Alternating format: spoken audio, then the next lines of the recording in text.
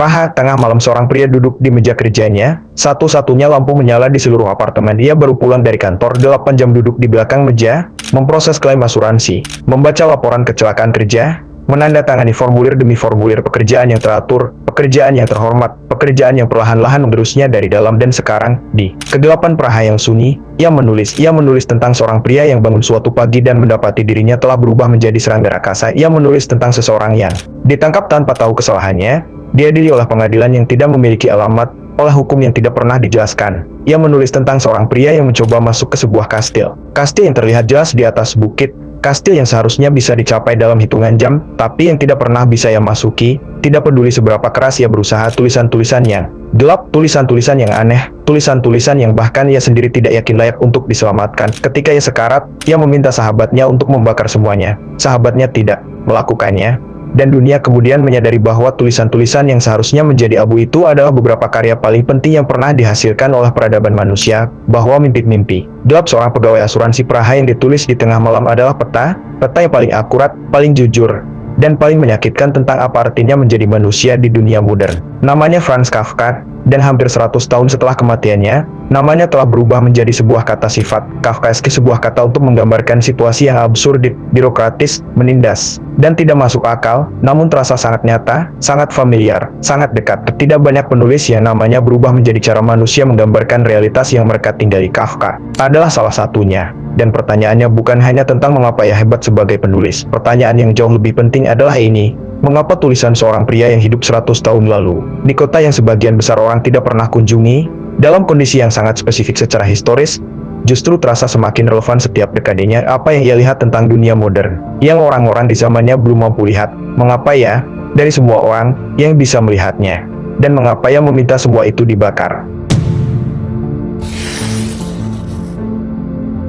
Bagaimana seorang pria yang hampir tidak menerbitkan apapun semasa hidupnya bisa menjadi salah satu penulis paling berpengaruh dalam sejarah sastra dunia? Mengapa karya-karyanya yang dipenuhi mimpi buruk, labirin birokrasi, dan ketidakberdayaan manusia justru terasa semakin relevan di abad ke-21, jauh lebih relevan dari banyak karya yang memang ditulis untuk berbicara tentang era ini? Mengapa seseorang yang hidupnya secara objektif penuh pencapaian, lulus hukum dengan gelar doktor, bekerja di posisi yang dihormati, lahir dari keluarga yang stabil secara ekonomi, menulis seolah-olah ia adalah orang yang paling terjebak dan paling tidak berdaya di muka bumi? Mengapa ia tidak pernah menikah, meski ia menginginkannya? Mengapa ia tidak pernah meninggalkan kota yang membuatnya tercekik? Mengapa ia terus menulis karya yang ia sendiri anggap tidak layak ada? Apa hubungan antara seorang ayah yang mendominasi birokrasi kekaisaran yang besar dan dingin, identitas Yahudi di Eropa yang semakin tidak aman, dan tulisan-tulisan yang terasa seperti laporan dari dalam mimpi buruk? Dan yang paling mengganggu dari semua pertanyaan itu, apakah Kafka menulis fiksi atau ia menulis sesuatu yang jauh lebih dekat dengan kebenaran dari yang kita nyaman untuk akui?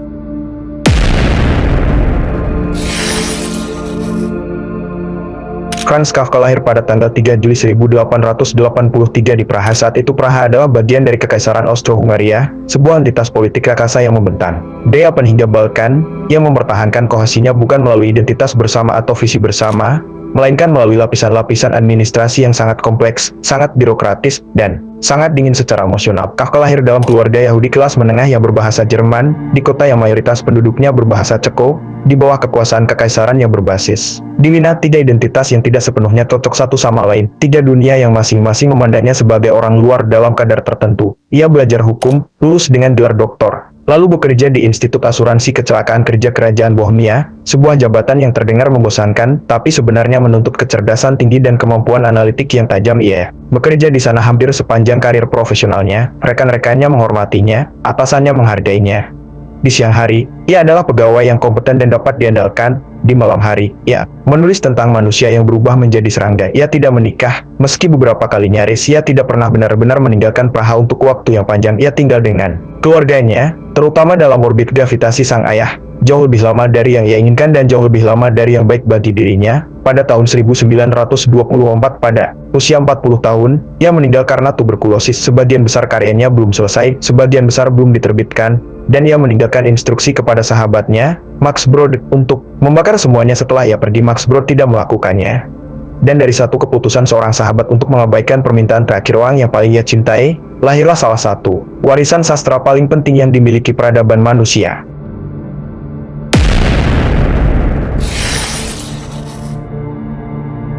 Namun untuk benar-benar memahami Kafka, kita harus kembali ke sesuatu yang jauh lebih personal dari sejarah sastra atau sejarah politik. Kita harus kembali ke sebuah surat. Pada tahun 1919, Kafka menulis surat kepada ayahnya. Panjangnya lebih dari 100 halaman. Ia tidak pernah memberikannya secara langsung. Ia menyerahkannya kepada ibunya, yang kemudian memutuskan untuk tidak menyampaikannya kepada sang ayah. Alasannya mungkin karena ia tahu apa dampaknya.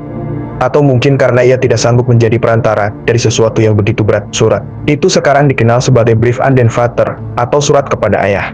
Dan membacanya adalah seperti menemukan kunci untuk membuka hampir seluruh karya Kafka sekaligus. Hermann Kafka, sang ayah, digambarkan oleh Franz sebagai sosok yang mengisi seluruh ruangan. Secara fisik besar, suaranya keras, pendapatnya absolut, dan caranya memandang dunia tidak pernah meninggalkan ruang untuk keraguan. Ia adalah seorang pedagang yang membangun bisnisnya dari nol. Ia bermigrasi dari desa kecil ke kota besar. Ia berjuang dan berhasil dengan cara yang ia pahami sepenuhnya, kerja keras, ketegasan, dan tidak ada ruang untuk keluhan. Franz, anaknya yang kurus, pendiam, sensitif, yang lebih suka membaca daripada berdagang, yang menulis cerita-cerita aneh di tengah malam, yang tidak bisa membuat keputusan sederhana tentang hidupnya sendiri tanpa berbulan-bulan bergulat dengan dirinya sendiri, tidak pernah bisa masuk ke dalam dunia yang Hermann Kafka mengerti. Kafka menulis dalam surat itu, bahwa ia tumbuh dengan perasaan bahwa ia selalu bersalah, tanpa pernah tahu dengan pasti apa kesalahannya. Bahwa standar sang ayah selalu bergeser, apa yang benar hari ini bisa salah besok, tergantung pada suasana hati, tergantung pada konteks yang tidak pernah dijelaskan. Bahwa dunia yang sang ayah kendalikan terasa seperti sistem yang tidak bisa dipahami dari dalam, tapi yang terus menghakimi, terus menuntut, terus mengevaluasi. Berhenti sejenak, dan rasakan apa yang baru saja dikatakan. Seorang pria yang tumbuh di bawah otoritas yang tidak bisa dipahami, ia selalu dihakimi oleh standar yang tidak pernah sepenuhnya jelas.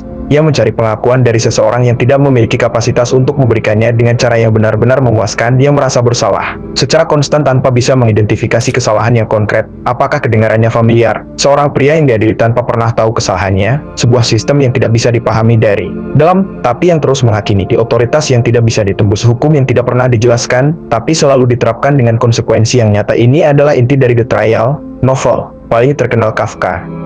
Ditulis tahun 1914, 5 tahun sebelum surat itu, tapi lahir dari pengalaman yang jauh lebih lama dan jauh lebih dalam dari sekadar pengalaman birokratis. Kafka tidak hanya menulis fiksi, ia menulis kondisi psikologisnya sendiri dengan kejujuran yang hampir tidak bisa ditanggung, dan dalam prosesnya, tanpa sepenuhnya menyadarinya, ia menulis kondisi psikologis jutaan orang yang hidup di bawah sistem-sistem yang tidak bisa mereka pahami, tapi tidak bisa mereka hindari.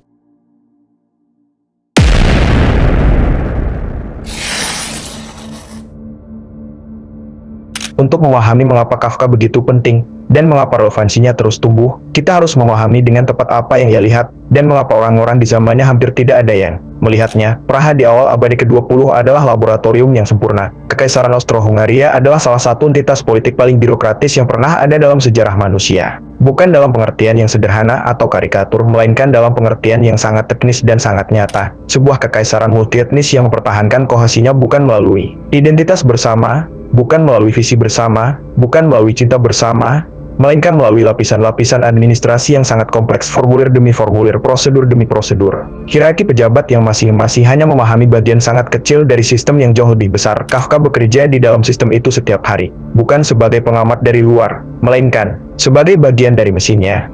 Dan apa yang ia lihat di kantornya setiap hari bukan korupsi yang sederhana, bukan kejahatan yang bisa diidentifikasi dan dihukum. Yang ia lihat adalah sesuatu yang jauh lebih mengganggu. Sistem yang menindas bukan karena ia dirancang untuk menindas, melainkan karena ia tidak dirancang untuk manusia sama sekali. Ia melihat pekerja yang terluka dalam kecelakaan, industri, tubuh yang hancur, keluarga yang tidak memiliki penghasilan, berjuang melawan sistem klaim asuransi yang prosedurnya sangat kompleks, yang persyaratannya saling tumpang tindih, yang tidak ada satupun pejabat di dalamnya yang memiliki cukup kewenangan untuk membuat keputusan yang benar-benar menyelesaikan masalah. Setiap orang di dalam sistem itu melakukan pekerjaannya dengan benar. Tidak ada yang jahat secara individual, dan hasilnya tetap menghancurkan bagi orang-orang yang paling membutuhkan bantuan. Masalahnya, dan ini adalah wawasan inti Kafka yang jauh mendahului zamannya. Sistem yang ia gambarkan tidak memiliki antagonis tunggal. Tidak ada villain yang bisa disingkirkan untuk memperbaiki segalanya. Tidak ada konspirasi yang bisa diungkap. Tidak ada titik tunggal yang bisa ditekan untuk mengubah arah mesin. Sistem itu menindas karena ia tumbuh melampaui tujuan awalnya. Karena kompleksitasnya sendiri telah menciptakan realitasnya sendiri.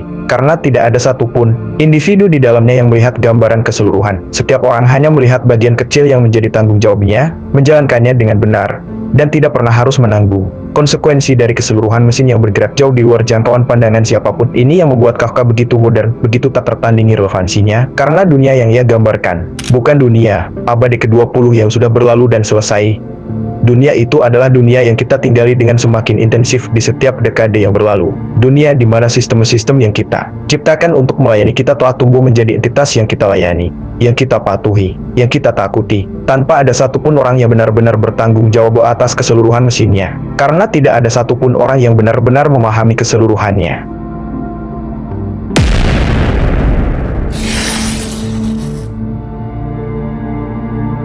Mari kita masuk ke karya-karyanya secara langsung, karena hanya dengan memahami apa yang ia tulis, bukan hanya alur ceritanya, tetapi juga mekanisme berpikirnya, kita bisa memahami mengapa karya-karya itu begitu bertahan. Di Vervandlung, atau yang lebih dikenal sebagai The Metamorphosis, diterbitkan pada tahun 1915, Gregor Samsa bangun suatu pagi dan mendapati dirinya telah berubah menjadi serangga raksasa. Kalimat pertama itu, mungkin adalah kalimat pembuka paling terkenal dalam sejarah sastra modern, dan kekuatannya terletak bukan pada keanehannya, melainkan pada apa yang terjadi setelahnya, karena pikiran pertama Gregor setelah menyadari ia telah berubah menjadi serangga bukan tentang bagaimana ini bisa terjadi, bukan tentang bagaimana ia bisa kembali normal, bukan tentang rasa sakit, atau ketakutan, atau keputusasaan yang seharusnya ia rasakan. Pikiran pertamanya adalah tentang pekerjaannya, tentang kereta yang akan ia lewatkan, tentang atasannya yang pasti sudah menunggunya, tentang perjalanan bisnis yang harus ia lakukan, tentang kewajiban-kewajibannya kepada sistem. Bahkan setelah berubah menjadi serangga, sistem masih lebih nyata baginya daripada kondisinya sendiri. Keluarganya,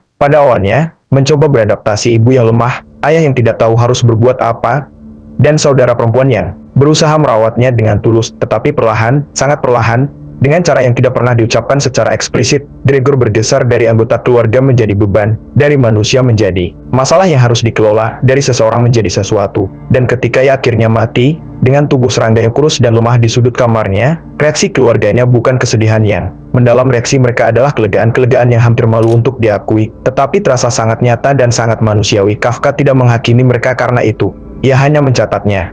Dan dalam catatan yang dingin itulah terletak kebenaran yang paling menyakitkan dari cerita tersebut, yaitu bahwa nilai manusia dalam sistem modern tidak melekat pada kemanusiaannya, melainkan pada produktivitasnya, pada apa yang bisa ia berikan, pada peran yang ia mainkan dalam struktur yang lebih besar. Hilangkan peran itu karena kecelakaan, karena sakit, atau karena apapun, dan sesuatu yang fundamental dalam cara orang lain memandangnya mulai bergeser. Gregor tidak berubah menjadi serangga secara tiba-tiba. Ia sudah lama diperlakukan seperti serangga, seperti sesuatu yang ada untuk bekerja, untuk menghasilkan, dan untuk memenuhi kewajiban. Transformasi fisiknya hanya membuat kondisi yang sudah ada sejak lama menjadi terlihat. Kemudian ada The Process, atau yang lebih dikenal sebagai The Trial. Novel ini ditulis pada tahun 1914 dan diterbitkan setelah kematian Kafka. Joseph K., seorang pegawai bank yang terhormat, ditangkap pada pagi hari ulang tahunnya. Tidak ada penjelasan tentang tuduhan, tidak ada informasi tentang hukum yang ia langgar, tidak ada satupun pejabat yang bisa memberikan gambaran jelas mengenai kasusnya. Pengadilan yang mengadilinya tidak memiliki gedung yang jelas. Ia berpindah-pindah, tersembunyi di loteng-loteng bangunan perumahan biasa,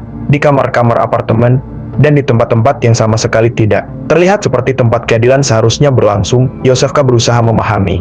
Ia mencari pengacara terbaik, ia mencari kenalan yang punya koneksi ke dalam sistem pengadilan, ia mencari siapa pun yang bisa memberitahunya apa kesalahannya dan bagaimana ia bisa membela dirinya. Tetapi tidak ada yang bisa memberitahunya. Setiap orang yang ia temui hanya memahami bagian yang sangat kecil dari sistem itu. Pengacaranya yang berpengalaman pun akhirnya mengaku bahwa kasus-kasus semacam ini hampir tidak pernah selesai dengan cara yang jelas, bahwa sistem pengadilan itu bekerja dengan logikanya sendiri, yang tidak bisa dipahami dari luar, dan mungkin juga tidak bisa dipahami dari dalam. Dan di akhir novel, dalam satu adegan yang Kafka tulis dengan ketenangan yang hampir tidak tertanggung, Joseph K. dibawa ke sebuah tempat yang sunyi dan dieksekusi. Dua pria menusuknya dengan pisau, tanpa penjelasan, tanpa upacara, tanpa satupun kata tentang apa yang ia lakukan. Salah kata-kata terakhir yang Kafka tulis untuk Joseph K. adalah ini, seperti anjing, dan rasa malu itu akan bertahan lebih lama dari kematiannya. Sistem tidak hanya membunuhnya, sistem membuatnya mati dalam keadaan tidak mengerti, dan ketidakmengertian itulah yang merupakan kematian yang sebenarnya, jauh sebelum pisau itu. Lalu ada Das Schloss, atau yang lebih dikenal sebagai The Castle, karya yang Kafka tidak pernah selesaikan.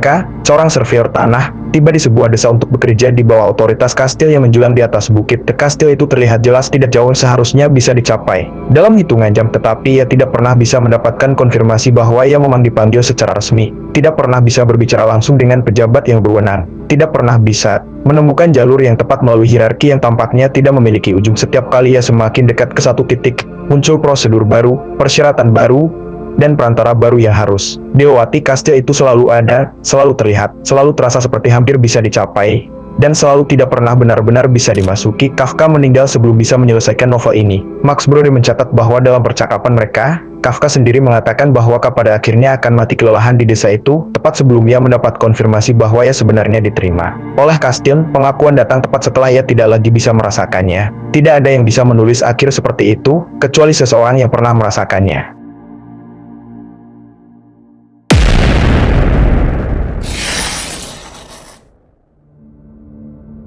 Pengaruh Kafka terhadap sastra dan pemikiran abadi ke-20 hampir tidak bisa diukur dengan cara yang biasa kita gunakan untuk mengukur pengaruh seorang penulis, karena pengaruhnya bukan hanya dalam bentuk penulis-penulis yang terinspirasi oleh teknik atau temanya. Pengaruhnya hadir dalam bentuk sebuah cara melihat dunia yang ia perkenalkan ke dalam kesadaran kolektif manusia modern.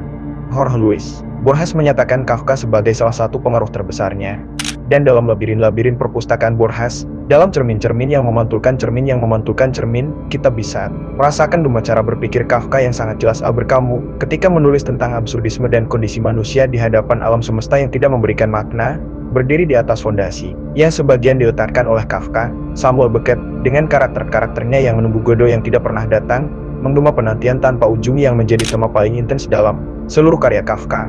Namun pengaruh Kafka melampaui sastra, jauh masuk ke wilayah filsafat dan pemikiran politik. Hannah Arendt, salah satu pemikir politik paling penting abadi ke-20, menggunakan karya Kafka secara eksplisit untuk membantu menjelaskan kondisi orang-orang yang ia sebut sebagai stateless, itu orang-orang tanpa kewarganegaraan, tanpa status hukum yang jelas, yang terjebak di dalam sistem negara bangsa modern tanpa ada satupun negara yang benar-benar merancang tempat untuk mereka. Dalam Yosephka yang tidak pernah tahu kesalahannya, Arendt melihat bukan hanya karakter fiksi, melainkan potret kondisi nyata jutaan manusia yang nasibnya ditentukan oleh sistem yang tidak pernah merancang mereka sebagai subjek yang memiliki hak untuk dipahami. Dan kemudian, di era digital, relevansi Kafka tidak hanya bertahan, melainkan meledak ketika algoritma membuat keputusan tentang apakah seseorang layak mendapat kredit, layak diasuransikan, layak tampil di hasil pencarian, atau layak mendapat pekerjaan, dan tidak ada satupun manusia yang bisa diminta pertanggungjawaban atas keputusan itu karena keputusan dibuat oleh sistem yang bahkan penciptanya tidak sepenuhnya memahami cara kerjanya. Itulah situasi yang Kafka gambarkan dengan presisi pada tahun 1914 ketika seseorang diblokir dari platform digital, dari rekening bank, atau dari layanan yang telah menjadi kebutuhan dasar, tanpa penjelasan yang jelas dan tanpa mekanisme banding yang benar-benar berfungsi. Itulah The Trial yang diperbarui dengan teknologi abadi ke-21. Ketika birokrasi, pemerintah atau korporasi meminta dokumen A untuk mendapatkan dokumen, tetapi dokumen B diperlukan untuk mengajukan permohonan dokumen A, dan tidak ada satupun pejabat yang memiliki cukup kewenangan untuk memotong lingkaran itu. Itulah mesin yang Kafka operasikan setiap hari di kantornya, yang ia tulis setiap malam di meja kerjanya. Kafka tidak menulis tentang masa lalu, ia menulis tentang logika yang semakin menjadi logika dominan dunia kita.